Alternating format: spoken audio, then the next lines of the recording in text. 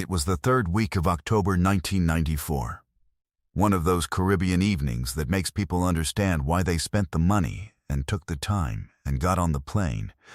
The air off the Atlantic still warm at 9 o'clock. The north coast of the Dominican Republic stretched out in the dark beyond the resort's low wall. The sound of the ocean just audible under the music from the bar. The pool lit aquamarine from below so that its surface moved with light in the breeze. 13 guests at the Baja del Norte resort in the Cabarete area had been there for between 3 days and 10. And they had, in the way of guests at small, all-inclusive resorts, begun to know each other's names and which lounge chairs they preferred, and how they took their coffee at the breakfast buffet. Helen and Robert Marsh from Ontario had been celebrating their 35th anniversary. Petra Hofer from Munich had been on her first solo vacation. James and Coral Weston from Bristol had been on their first overseas holiday. 10 others had come from across North America and Europe for different reasons, and had found themselves on the same pool terrace on the same October evening, watching the light move on the water. The following morning, the resort's manager told the remaining guests that the 13 had checked out overnight. No one who knew them believed it. And for 28 years, while 4 national governments made low-level inquiries and passed files between embassies and gave families answers that were not answers, the truth remained exactly where it had been placed on the night of October 22nd, 1994, sealed beneath a pool that nobody drained until a European hospitality company bought the property in 2022 and ordered a routine renovation, and a work crew arrived on the morning of March 4th with pumps and drainage hoses and the ordinary intention of doing a job that had been waiting too long. What they found when the water was gone changed everything. But to understand what it meant, you have to go back to the Baja del Norte on the evening of October 21st, 1994. The last evening those 13 people were alive.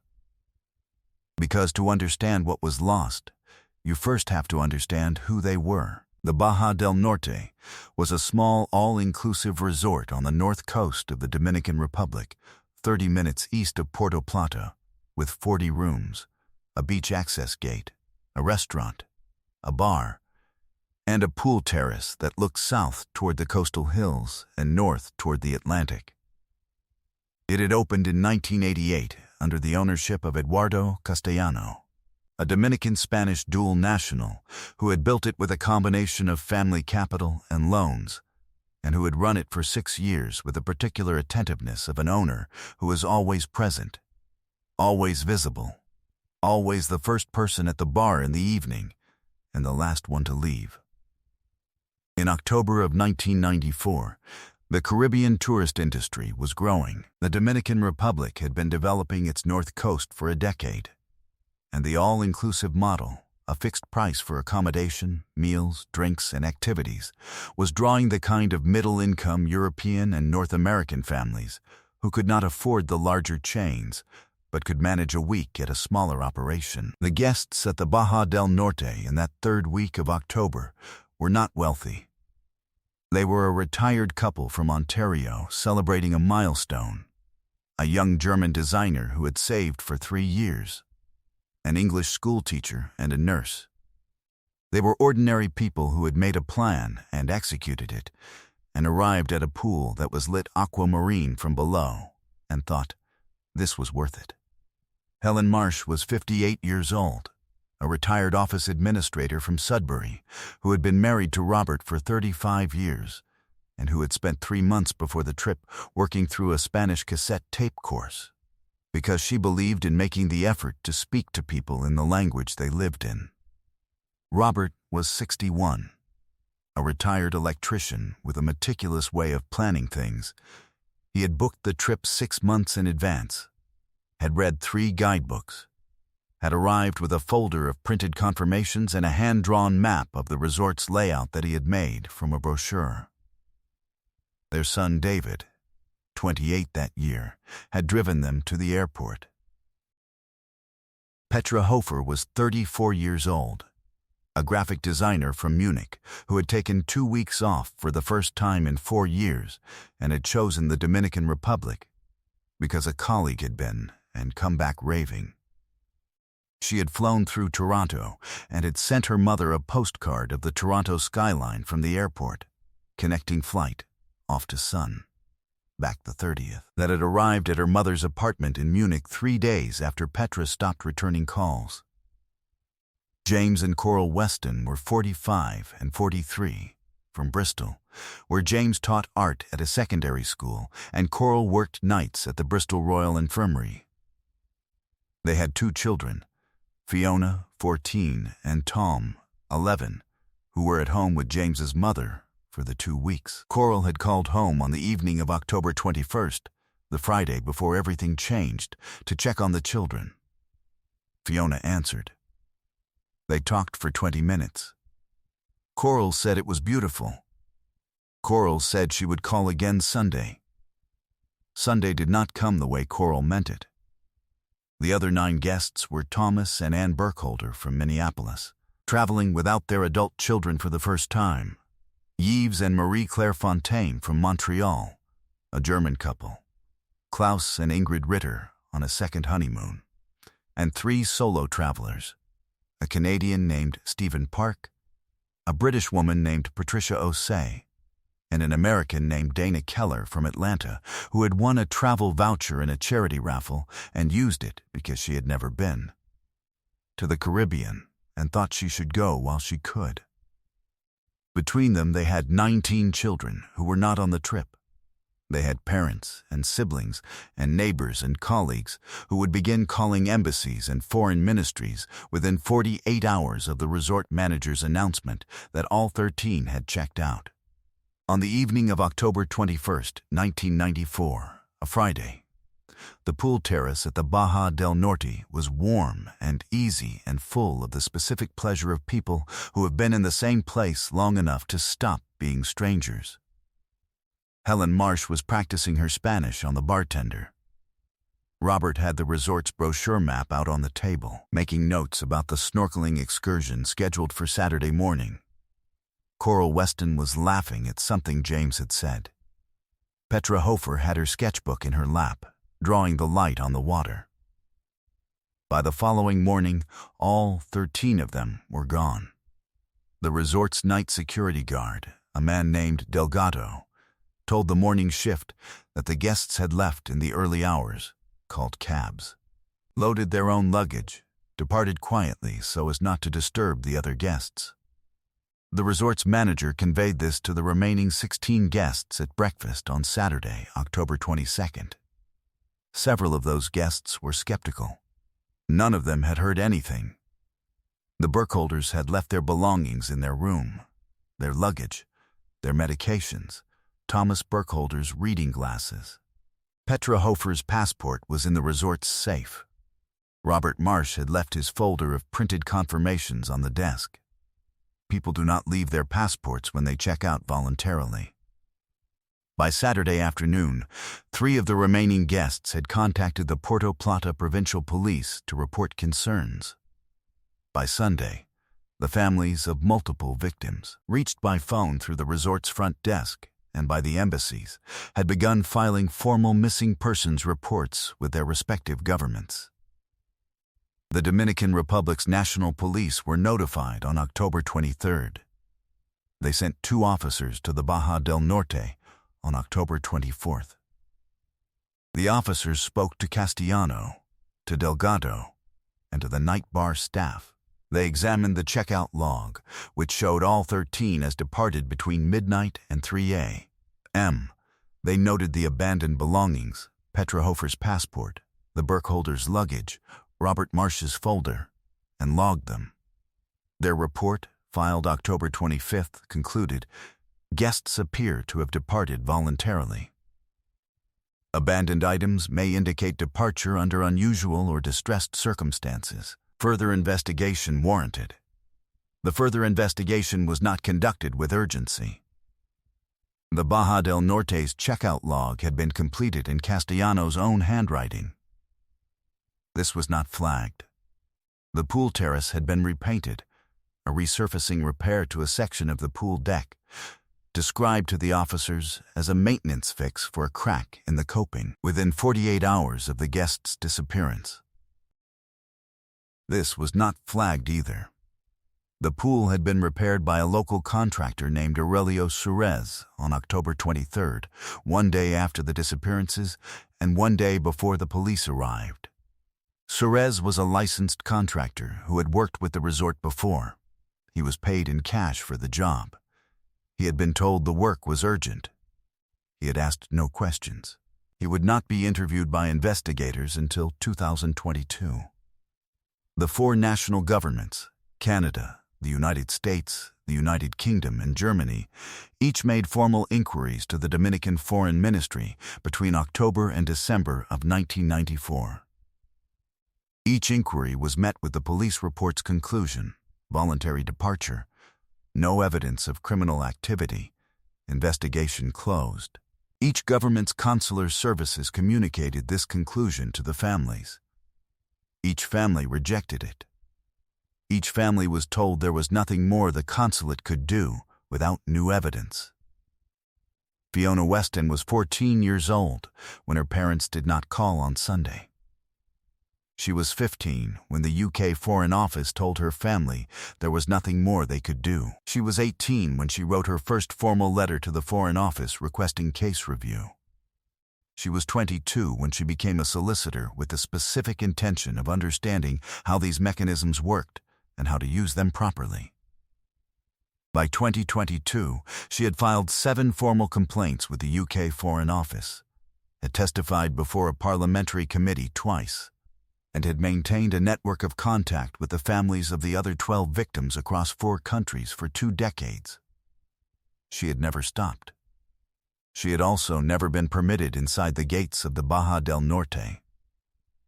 David Marsh from Sudbury had gone to the resort property, standing outside the gate, because he had never been permitted inside, 8 times since 1997, once every 3 years, to mark the fact that he had not stopped looking. The last time he had gone was 2019. He was 53 years old. Eduardo Castellanos sold the Baja del Norte in late 2021 to a European hospitality group planning a renovation. He moved to a property outside Santo Domingo. He was 76 years old.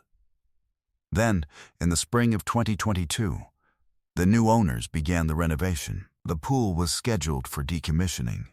It was undersized for the planned expansion. Its infrastructure was dated, and the new design called for a larger pool to the north. The draining order was signed on February 28, 2022. The pump crew arrived on March 4th. The case had been cold for 28 years when the water began to go down. Every story on this channel is built from weeks of careful research across multiple countries and jurisdictions, verifying records, tracing sources, treating real lives with the respect they deserve. If that work matters to you, please take a moment to like and subscribe. Drop us a comment letting us know where in the world you're watching from. Now, let's get back to Cabarete. By the afternoon of March 4th, 2022, the pool at what had been the Baja del Norte was half drained. The renovation crew's site supervisor, a man from Puerto Plata named Sr. Germ Daz, noticed that the pool floor beneath the draining water did not look the way pool floors look after 28 years of ordinary use. There was a section of the floor, approximately 4 meters by 3 meters, on the south side of the pool near the steps that was a different shade than the surrounding concrete. A repair, clearly, but not a standard one. The compound used in that section was thicker than the surrounding floor and showed no cracking, while the older sections showed the expected age-related deterioration. Daz had been in construction for 30 years. He had seen pool repairs before. This one had been done over a surface that had not been properly prepared. He stopped the drainage work and called the property manager. The property manager called the National Police. Dr. Isabel Reyes of the Dominican Republic's Instituto Nacional de Ciencias Forenses arrived at the site on March 5th with a forensic team. She was 47 years old, a forensic pathologist with 20 years of experience in the doctor's judicial system. She had not been born in 1994. She had been 19. But she knew the Baja del Norte case by name because every Dominican forensic professional of her generation knew it. The way unresolved cases from a country's past become institutional knowledge passed between professionals who come after. She had always believed the official 1994 conclusion was wrong. She had never had the authority to say so publicly until this moment. The forensic examination of the south section of the pool floor took 11 days. What it established, documented in Dr. Reyes's report filed with the Dominican Prosecutor's Office on March 18, 2022, was the following. Beneath the repair compound, at a depth consistent with a 1994 resurfacing timeline, the forensic team recovered biological material, personal items, and physical evidence sufficient to establish the identities of multiple victims and the circumstances of their deaths. The personal items included a folded piece of paper that proved to be a section of a printed resort confirmation, Robert Marsh's printed folder, recognizable from its header format, and a partial cassette tape and a cracked case with German language labeling that corresponded to the Deutsch Lernen course Helen Marsh had been using before the trip. The biological evidence was submitted to the doctor's forensic laboratory and to Interpol's Caribbean Liaison Unit, which coordinated the multinational identification effort. Detective Inspector Marcus Chen of Interpol's Caribbean Liaison Unit, based in Bridgetown, Barbados, had been assigned the case coordination role by March 10th. He was 51 years old, had worked international missing persons and homicide cases for 20 years, and approached the Baja del Norte evidence with the systematic patience of a man who understood that cases of this complexity were closed not in a single revelation, but in the accumulation of carefully verified detail. The DNA comparison process, working from family reference samples provided by the families of all 13 victims, most of which had been collected and stored by the family's home country law enforcement agencies since the 1990s in anticipation of exactly this kind of future need, was completed over the following 3 months.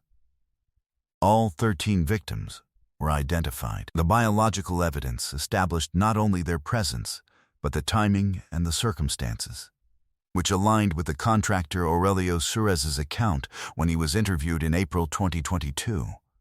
He had arrived on the morning of October 23, 1994, and been shown the pool terrace, and had understood that the repair he was being asked to perform was not for a crack in the coping. He had said nothing because he had been frightened, and because Castellano had paid him 3 times the standard rate, and because he had told himself he did not know for certain what he had seen. He had known for certain. He had been telling himself otherwise for 28 years. Eduardo Castellano was arrested on March 8, 2022, at his property outside Santo Domingo, 4 days after the pool began to drain. He had been contacted by the new resort ownership about the police presence on the property 2 days earlier and had not fled, which suggested either that he believed the evidence would be insufficient or that some part of him had always known this day was coming. His associates Marco Vidal, Cruz, and Delgado were arrested over the following 12 days. All 4 were charged with 13 counts of murder and 1 count of criminal conspiracy in relation to the October 1994 drug trafficking operation. In proceedings before the Dominican Republic's criminal court, the prosecution established the following. On the night of October 22, 1994, Castellano had been conducting a drug shipment operation at the resort's private dock. A group of guests, awoken by the noise of the operation and drawn to the pool terrace, had witnessed the delivery.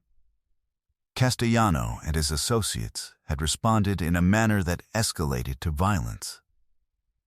The pool terrace had been the location of what followed. The resurfacing repair had been commissioned the following morning. The checkout log had been completed in Castellano's handwriting on the morning of October 22nd, backdated to show overnight departures. The drug trafficking network Castellano had been operating was investigated by Dominican authorities working with DIA attaches and dismantled in 2023. Its documentation established the scope of the operation and confirmed the October 1994 shipment as one of 11 that year. In January 2024, Eduardo Castellano was convicted of 13 counts of murder and sentenced to 30 years in the Dominican Republic's prison system. Vidal received 25 years. Cruz and Delgado received 20 years each. Aurelio Suarez, who had performed the resurfacing work, received a 4-year suspended sentence in recognition of his full cooperation with the prosecution and the circumstances of his involvement in 1994. Fiona Weston was in Bristol when Marcus Chen called her on March 18, 2022, to tell her the forensic findings were confirmed. She was at her office in the middle of a working Wednesday morning. She was 42 years old. She had been filing formal complaints with the UK Foreign Office since she was 18 and had been told there was nothing more to be done 6 times in 24 years. When Chen told her the identification of James and Coral Weston was confirmed, she was quiet for a long time. Then she said, "I knew they hadn't checked out." Chen said, "I know." She said, "I've been saying that since I was 14 years old." Chen said, "I know, and the record will show it." David Marsh received his call from a Canadian Foreign Affairs liaison officer on the same day at his home in Sudbury. He was 56 years old. He had been to the gate of the Baja del Norte 8 times. He had stood outside it because he had never been permitted in. When he was told that his parents had been identified and that the pool had been the site, he sat for a long time and thought about his mother practicing her Spanish from a cassette tape, because she believed in making the effort to speak to people in their own language, and about his father's folder of printed confirmations that had been left on the desk because Robert Marsh had not been finished with it yet. He thought, they did not check out. They were never going to check out voluntarily.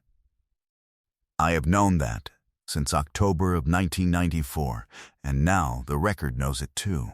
Helen and Robert Marsh chose a resort in the Dominican Republic for their 35th anniversary because they had worked hard for 35 years and had earned something beautiful.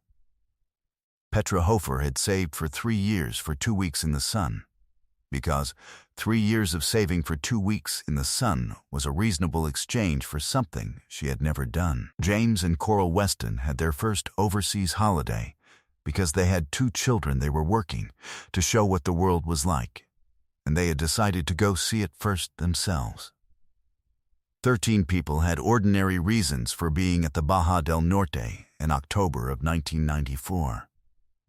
None of their reasons had anything to do with Eduardo Castellano's operation at the dock. They were simply awake at the wrong time in the wrong place, and Castellano made the decision that he made. And then he had the pool resurfaced in the morning and wrote 13 names in a checkout log and told the police they had left voluntarily and waited to see if anyone would push hard enough to prove otherwise. For 28 years, nobody could. Fiona Weston was the closest. She had the legal training and the institutional persistence, and the specific fuel of a 14-year-old girl who answered the phone on a Sunday when her mother said she would call, and then never heard her mother's voice again. She had filed 7 formal complaints and testified twice before Parliament, and had maintained a network of contact with families across 4 countries for 20 years. She had not been enough, alone, to break a cover-up sustained by a corrupt official record in a foreign jurisdiction. What finally broke it was a European hospitality company that decided the old pool was too small and ordered it drained for renovation.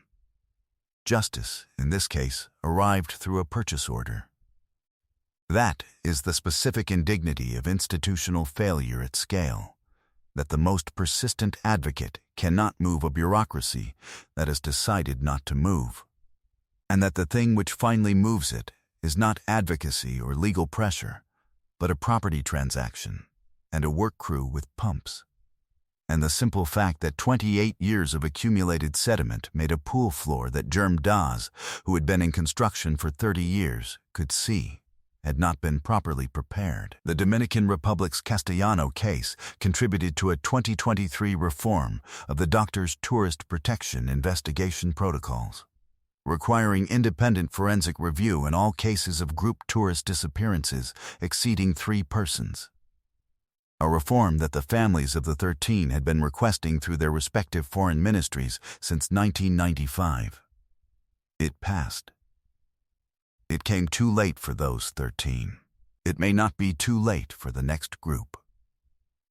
Fiona Weston is still a solicitor in Bristol.